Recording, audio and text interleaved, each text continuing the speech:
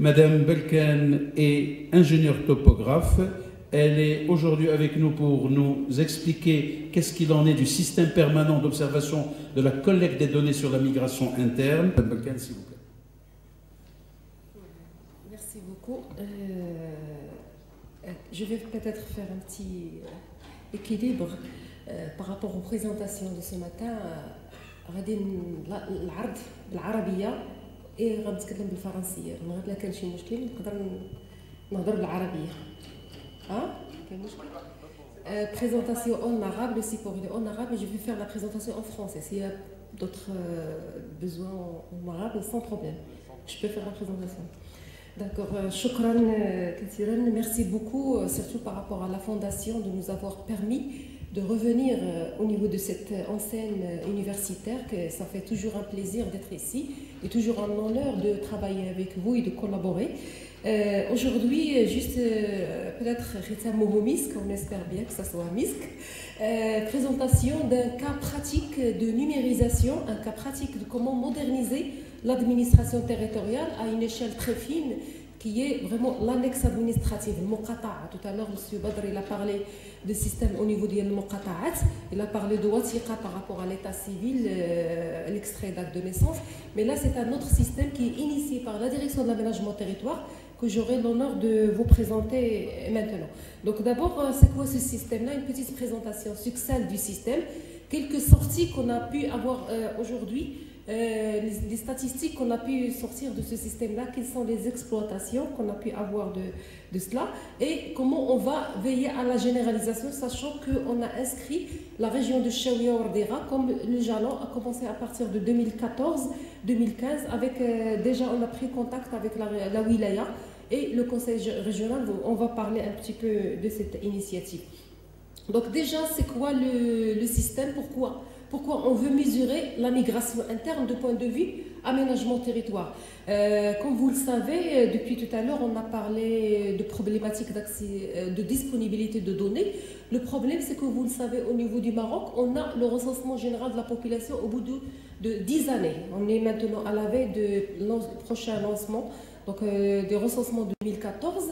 Et pendant justement cette période entre 10 ans, entre un recensement et un autre, on reste carrément sans données récentes, surtout par rapport à la question de la migration interne. Et là, on a pensé vraiment à comment combler ce vide, sachant que vraiment cette question de migration, elle est très intéressante par rapport aux stratégies sectorielles. On veut dimensionner les écoles qu'on veut mettre en place, dimensionner les établissements de santé. Toute stratégie d'intervention en matière de services publics, c'est destiné à une population, y compris le numérique, bien sûr. Et cette population, il faut la connaître, il faut savoir justement bien dimensionner ces stratégies-là. Donc du coup, en matière d'aménagement territoire, pour remédier à cette question de disponibilité de la donnée, on a pensé à combler ce vide à travers une idée, c'est vraiment mettre en place un système qui est permanent pour la mesure de la migration interne. Comment on a choisi justement ce système-là? Déjà, il y avait une étude préalable, une étude de faisabilité, pour laquelle on a été appuyé par le Fonds des Nations Unies pour la population, le FNUAP, pour dire, voilà, si vous voulez vraiment avoir la donnée sur la migration interne, donc la mobilité spatiale, comment? Donc on a pensé à une personne qu'on connaît tous au niveau du Maroc, au niveau du quartier, c'est Mqaddam Houma, c'est le Google de l'information au niveau du Maroc.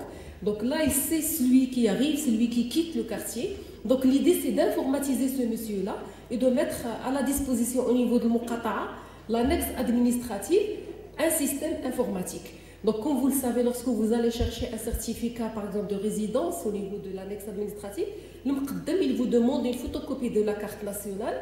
Et sur cette photocopie-là, il inscrit quelques informations sur le certificat administratif.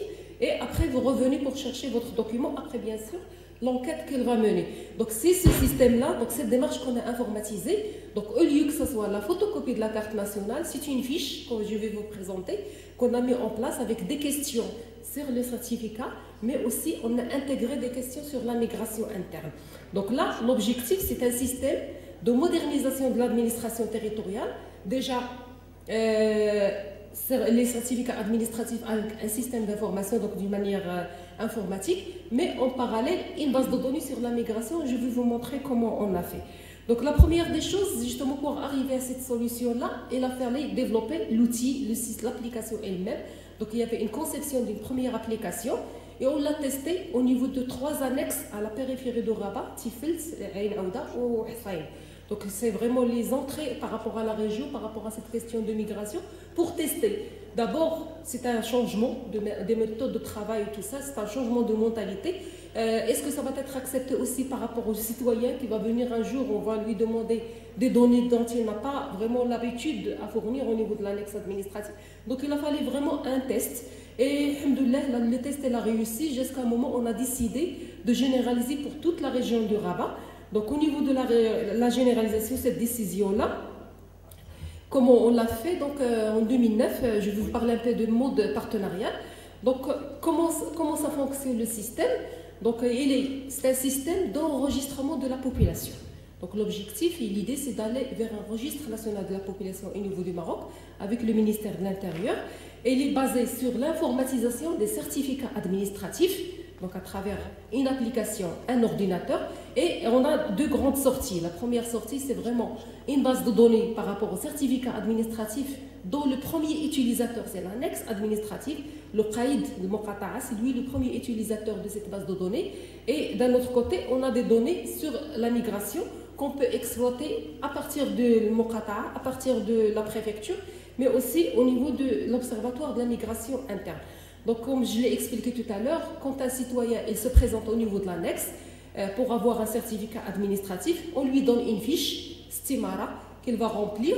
Et au niveau de cette fiche, il y a des informations sur le certificat et d'autres sur la migration probable. Et le résultat de 2 choses. Donc, un certificat à travers le système d'information et une base de données sur la migration. Donc, la fiche, c'est celle-là. C'est une fiche recto-verso où vous voyez ce qui est encadré, c'est seulement ce qu'on a ajouté. Donc, c'est les questions qu'on a ajoutées par rapport à la migration. Et le reste, c'est vraiment les informations usuelles. Sachant que 2 choses. La première, c'est qu'on donne un numéro pour chaque citoyen qui vient chercher un certificat. Donc là, lorsqu'il va venir un autre jour demander un autre certificat administratif, il n'a pas besoin de remplir cette fiche. Il est déjà enregistré dans la base de données. Donc ça, c'est une première chose. Deuxième chose, c'est que là, il y a une question s'il est chef de famille ou bien il représente un foyer. Donc il a la possibilité d'enregistrer même les membres de sa famille avec lui, ceux qui habitent avec lui. Donc là, même les membres de la famille, lorsqu'ils vont venir demander un certificat, ils n'ont pas besoin de fournir toutes les données. Donc ils sont déjà enregistrés. Donc comme je l'ai dit tout à l'heure, l'objectif, c'est le registre de la population. Et comme vous le savez, en Espagne, en Belgique, vraiment l'intérêt de mettre en place un registre de la population, ça épargne beaucoup de choses, notamment tout ce qui est recensement, tout ce qui est enquête, une connaissance réelle de la population. Et c'est ça l'objectif ultime, justement, de la mise en place de ce système. Les questions qu'on a ajoutées, donc que le citoyen n'a pas l'habitude de fournir, mais qu'on a ajoutées dans le cadre d'un comité de pilotage. Donc c'est par rapport à son travail, quelle est sa profession, quel est le lieu de travail. Et cette question lieu de travail elle est utilisée notamment par les agences urbaines pour tout ce qui est schéma directeur de transport au niveau des villes. J'habite ici, mais je travaille ici, donc essayez de voir un peu le trafic journalier.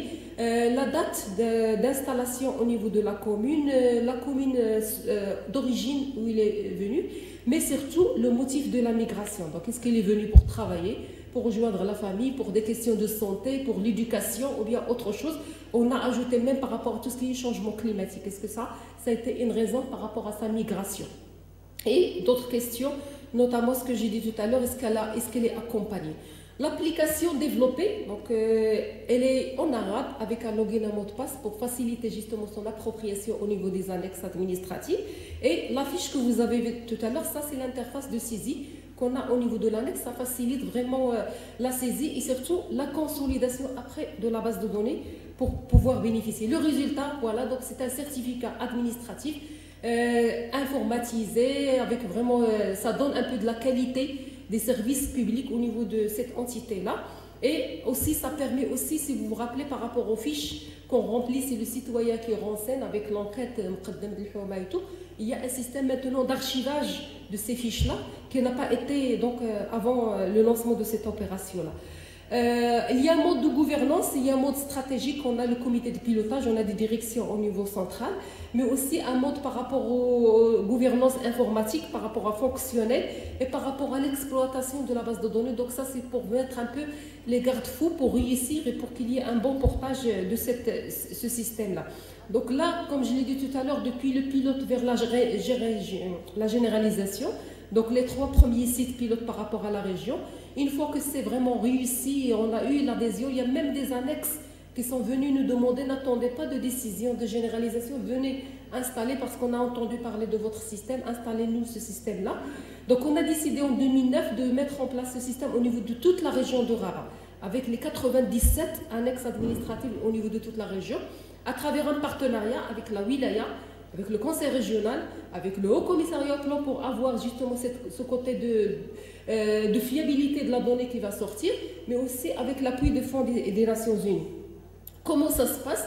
Le ministère de l'Intérieur, donc au niveau de la préfecture de la province, il s'engage à nous donner les personnes qui vont nous accompagner. Donc on fait la formation des formateurs et ce sont eux qui sont chargés de mettre en place les systèmes au niveau des annexes administratives. Ils s'engagent aussi à un équipement informatique, donc un ordinateur et une imprimante par annexe administrative. Nous, c'est l'application et c'est la formation et aussi l'accompagnement. Donc c'est vraiment cette approche gagnant-gagnant pour essayer de mettre en place le système. Le résultat, donc rapidement, par rapport au résultat aujourd'hui, donc on est à 97 annexes administratives pour la région de Rabat. On a 800 000 certificats qui sont délivrés par le système et on est à 650 000 citoyens qui est maintenant enregistrés. On est vraiment à un quart de la population de la région. Sachant que c'est la population qui est allée un jour chercher un certificat administratif. Donc ce n'est pas un recensement, c'est pas donc on optionne vraiment que ce soit le système, qu'on soit proactif et qu'on complète cette base de données vers le registre de la population, qui est à un terme, à un niveau vraiment de pourcentage de population, que c'est nous, et tout ça, qui vont aller chercher le citoyen et qu'on va enregistrer le citoyen au niveau de ça. Donc rapidement, je vais vous présenter quelques résultats du système. Donc là, on a des statistiques, on peut voir le nombre de populations enregistrées par rapport aux populations qu'on a au niveau de son territoire, donc une bonne connaissance de la population au niveau du territoire. Entre parenthèses, ça a été utilisé dans les dernières élections 2011 au niveau de la région. On a des statistiques par rapport au type de certificat, quels sont les certificats les plus demandés et même les quartiers qui demandent plus de certificats. Et ça aussi, c'est très utile. Les certificats par niveau de scolarité de ceux qui demandent. Donc, est-ce que vraiment tel type de personnes avec un tel niveau, qu'est-ce qu'ils demandent? Là, il y avait le certificat d'indigence avant qu'il soit remplacé maintenant par le RAMED. Mais vraiment, ça donne une idée sur les quartiers pauvres et les quartiers où on demande vraiment des certificats d'assistance par rapport aux soins médicaux. Par rapport aux données sur la migration, ça aussi, c'est des statistiques très intéressantes parce qu'on a remarqué qu'au niveau de la région, la migration, elle est surtout urbaine. Donc, c'est pas vraiment, on parle toujours d'exode rural, mais surtout urbain. Donc, le citoyen au niveau de la campagne, il s'installe dans un petit centre et après, elle va à petite ville. Donc, il n'y a pas une migration de masse vers les grandes villes, mais c'est des migrations intermédiaires. Autre chose, c'est que vraiment une particularité, peut-être par rapport à la région, c'est la migration, elle est féminine. On a remarqué que les femmes migrent plus que les hommes. Et ça, c'est aussi une caractéristique qui est sortie des systèmes et qu'on est en train d'exploiter. Quelques cartographies qu'on peut élaborer, donc ça, c'est l'intérêt par rapport à l'aménagement territoire, c'est voir un peu l'attractivité ou bien les affinités entre les villes, entre les communes et tout ça, et comment ça s'articule au niveau des territoires. Donc ça, c'est par rapport à Rabat, toute la région de Rabat. Ça, c'est la ville de Salé. Quels sont les gens qui vont migrer vers la ville de Salé et d'où est-ce que ça provient? Donc ça, c'est vraiment des exemples. D'autres possibilités, donc qu'on peut avoir des systèmes, notamment par rapport à la mesure des flux migratoires, le volume d'immigration, donc par rapport à ça, selon plusieurs découpages. Si vous vous rappelez, j'ai parlé de l'annexe administrative, donc on est à une entité très fine, Muqata'a. Si on change de découpage administratif, la commune, les provinces et les régions, les statistiques ne changent pas. Et ça, c'est un problème qu'on vit avec le recensement en 2009. Il y avait un changement de découpage, mais on ne retrouve plus les communes parce qu'elles étaient fusionnées, tout ça, pour faire un peu de l'historique par rapport aux statistiques. Et on peut produire vraiment des indicateurs par rapport à la migration interne. La connaissance de ces migrants, c'est quoi? C'est qui sont, donc les profils socio-économiques, les lieux vraiment de provenance et les lieux d'attraction, d'accueil pour justement les préparer ou bien remédier aux causes d'immigration, essayer de rendre un peu les milieux plus attractifs par rapport à ça. Donc c'est ça un peu les enjeux par rapport à l'aménagement territoire et surtout intervenir auprès des autres stratégies sectorielles pour fournir de la donnée récente, fraîche, sachant, comme je l'ai dit, c'est un système permanent. Ça veut dire on clique et on a la population qu'on a au niveau de notre territoire.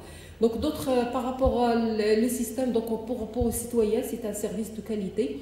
Il y a de la transparence, il y a ce contact humain qui est un peu moins, qui est réduit. Par rapport à la gestion locale, donc je l'ai dit, il y a donc l'évolution vers les nouvelles technologies, une connaissance réelle de la population, une procédure administrative qui est simplifiée et des tableaux de bord qu'on a à notre disposition. Et par rapport à l'aménagement territoire, une mesure instantanée de la migration avec une connaissance réelle des profils de migration. Et comme vous le savez, la migration, ça veut dire entrée-sortie. Donc là, il faut qu'il y ait vraiment une généralisation parce qu'on enregistre les gens qui arrivent. Donc il faut qu'ils soient retranchés de lieux qu'ils ont quittés. Donc là, il y a un processus de généralisation pour lequel on a mis en place une étude très solide pour renforcer, encadrer, institutionnaliser le système et mettre justement le jalon avec un montage financier pour chacune des provinces. Le processus, c'est celui-là. Donc, on pense à l'horizon 2017 pouvoir faire tout le Maroc avec la région de Rabat qui est maintenant achevée. Et on a inscrit dans notre plan d'action la région de Chaouia Wardera, la région de Gharb, la province de Rachidia et Tanja. Pourquoi Tanger? Parce qu'on est accompagné aussi par rapport à la Direction générale de sûreté nationale, la police, pour les certificats de résidence qui sont délivrés par la police pour la carte nationale. Donc ils sont en train de mettre en place un système d'informatisation de ces certificats et ils vont ajouter un module sur la migration interne. Donc comme ça, on va essayer de capter tout ça, sachant qu'on a déjà d'autres sources d'informations par rapport à ça. Et merci beaucoup pour votre... Merci.